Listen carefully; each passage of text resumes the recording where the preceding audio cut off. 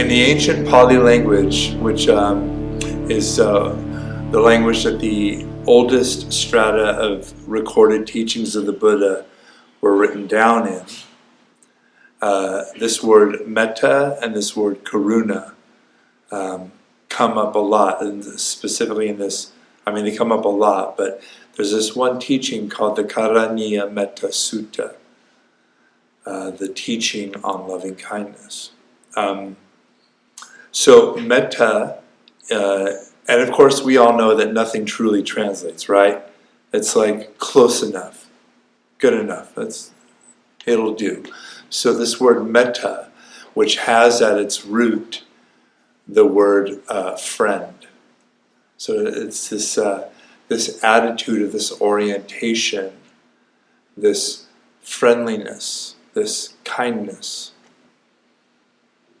And it's almost in its most expanded form like this openness, this hospitality.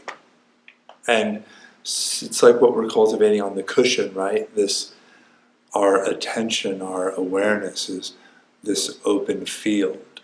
And instead of what we often do, which is kind of collapse around things we like, or very definitely do not like, thank you very much, and then have to deal with them in some very specific way, we try to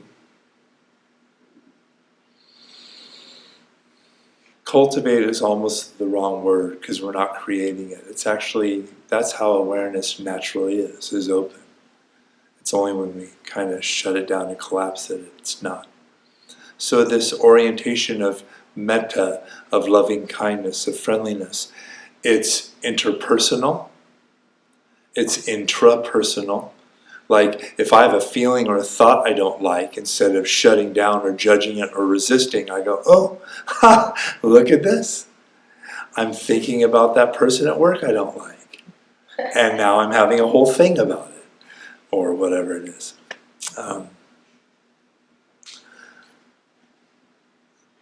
Its partner in crime, the partner of metta, of loving kindness, of openness, is this karuna, which translates nicely as compassion.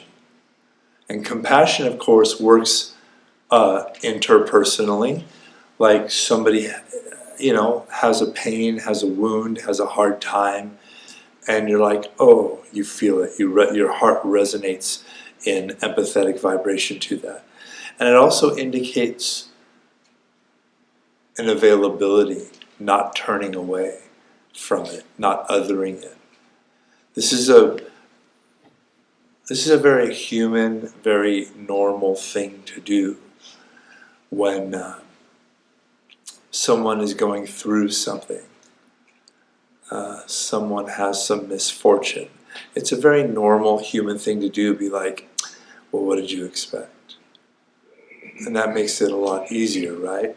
It's a very human thing also. And some of us, we have a finite amount of compassion we got in a day, right?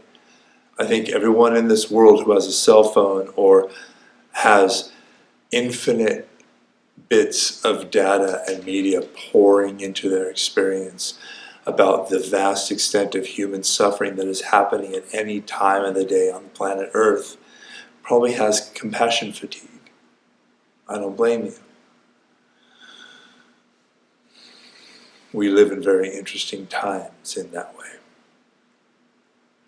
Karuna is this availability to be with suffering, to be available to it. And that also counts for ours.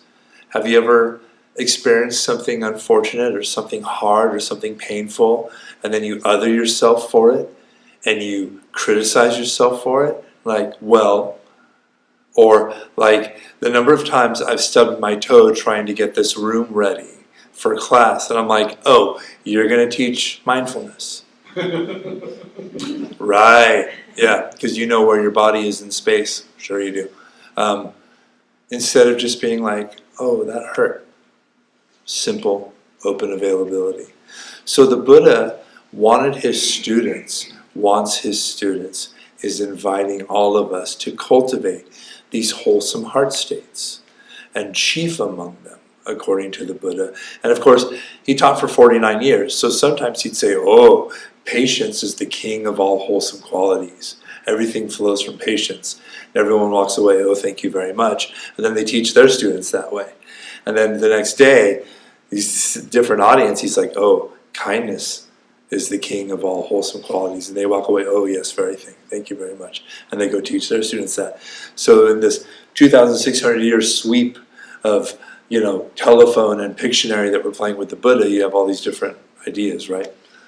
But I really think that kindness and compassion in this paired group, like two wings of a bird, this open availability, most perfectly encapsulates not only the sitting practice, but off the cushion, how we relate to our own experience moment to moment, and how we could optimally relate to each other's experience moment to moment.